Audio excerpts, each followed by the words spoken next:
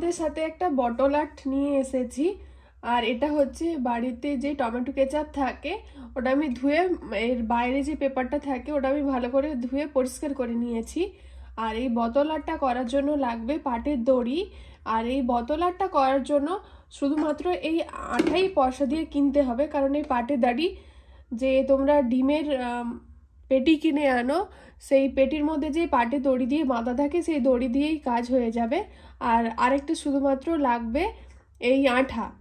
চলো কিভাবে করছি তোমাদের সাথে শেয়ার করছি। আর আমি এটাকে ভালোভাবে গুঁড়িয়ে নিয়েছি। প্রথমে বোতলটাতে এই মুখটার মধ্যে আঠাটা দিয়ে দিই।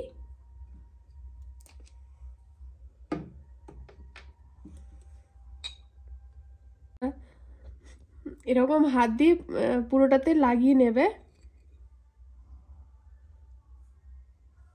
এই যে আঠাটা আমি দিয়ে দিয়েছি এটা পুরোটা এরকম একই সেম পদ্ধতিতে হবে।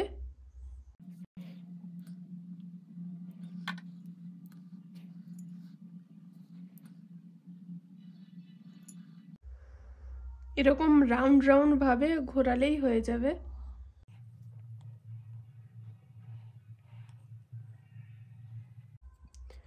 এরকম আঙুলের মাধ্যমে দিয়ে দিবে, একসাথে পুরোটা দিয়ে দেবে না, কারণ এরকম ধরতে পারবে না, নাহলে হাতের মধ্যে সব আঠাগুলো লেগে যাবে।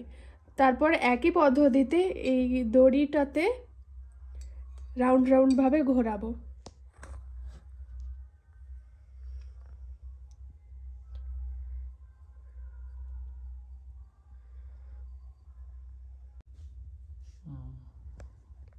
দেখতে পাচ্ছ আমার এটা রেডি হয়ে গেছে। এবারে কিছু এর ওপরে ডেকোরেশন করবো এই পাটের দড়ি দিয়েই। আর এখন অনেকটা দেরি হয়ে গেছে, আর এটা একটু শুকোতেও দিতে হবে, তাই কিছুক্ষণ পরে আবার করছি, তখন তোমাদের সাথে শেয়ার করছি। এরকম একটা তোমরা খাতা নেবে, তার মধ্যে এরকম গোলভাবে আঠাটা দিয়ে দিবে। আর এই দড়িটা আছে তোমরা এরকম ভাবে মুড়ে গোল করবে। যত বেশি এরকম ঘুরিয়ে ঘুরিয়ে বড় করবে তত বেশি বড় ফুল হবে।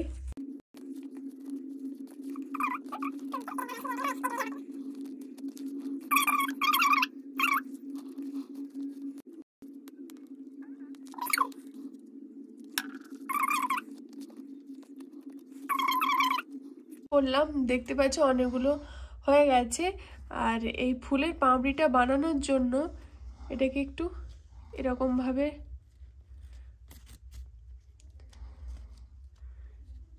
ভাবে করতে হবে। আর এই যে চিমটাগুলো পাওয়া যায় জামা শুকানোর জন্য, সেই চিমটাগুলোকে এরকম চিপে ওভারনাইট রেখে দেবে শুকানোর জন্য। প্রত্যেকটা ওরকম ভাবে রেখে দেবে। আমি যে জিনিসগুলো দিয়ে বানাচ্ছি অবশ্যই সবার বাড়িতেই থাকবে, সেরকম জিনিস দিয়ে বানানোর চেষ্টা করছি। এই আঠা দিয়ে চিমটা দিয়ে যে রেখে দিয়েছিলাম এরকম হয়ে গেছে। তারপর তোমরা এরকম সুন্দরভাবে কেটে নেবে, এরকম করে কেটে নেবে যাতে একটু কাগজগুলো কম দেখা যায়। আর এই যে মানে এরকম অ্যাড করে করে একটা ফুল বানাতে হবে। কিছুক্ষণ আগে দেখলে ক্লিপ দিয়ে এগুলোকে আটকে রেখেছিলাম, আর তারপর এইগুলোকে একটার সাথে আরেকটা অ্যাটাচ করেছি এরকমভাবে।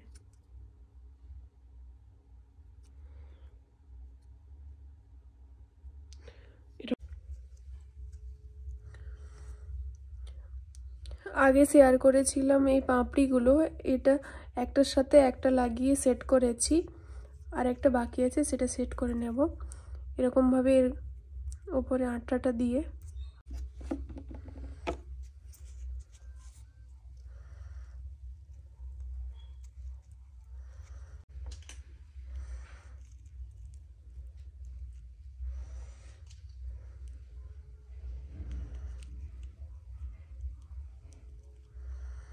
যাতে একটার সাথে আরেকটা জুড়ে যায় সেরকম চিপে রাখার জন্য আমি চিমটাটা ইউজ করছি।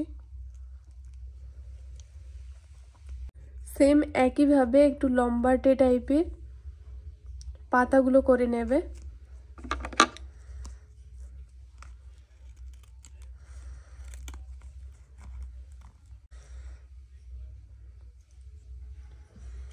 আর রান্না করতে যে দেশলাই, লাইটার, ম্যাচিস যেটাই বলো না কেন, এরকম যে রুয়া রুয়া টাইপের থাকে ওটাকে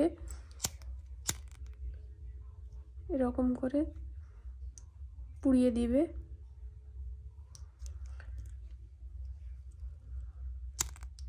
এরকম করে এই রুয়া রুয়াগুলো যাতে পুড়ে যায় সেরকম তাপটা দেবে, যাতে বেশি না তাপ লেগে যায়। বোতলটা তো তোমাদের সাথে শেয়ার করেছি, এবার এগুলোকেও আগুনে পুড়িয়ে নেব।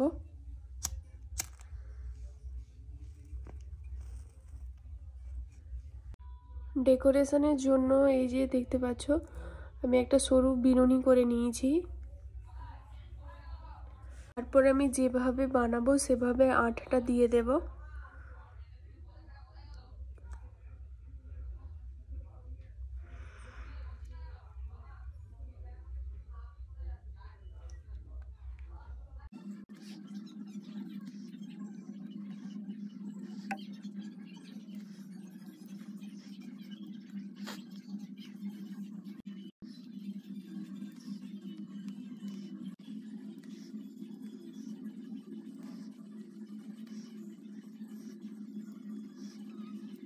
দেখতে পাচ্ছ আমার ফ্লাওয়ারটা রেডি হয়ে গেছে।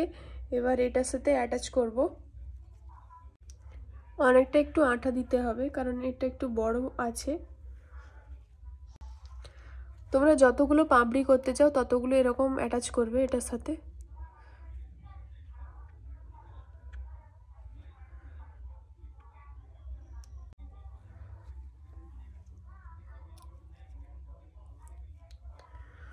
ডেকোরেশনের জন্য আমি এই পুঁতিগুলো ব্যবহার করছি। ডেকোরেশন করার পর কেমন লেগেছে অবশ্যই জানিও। আর তোমরা কি এরকম আমার হাতের কাজ দেখতে চাও অবশ্যই কমেন্টে জানিও।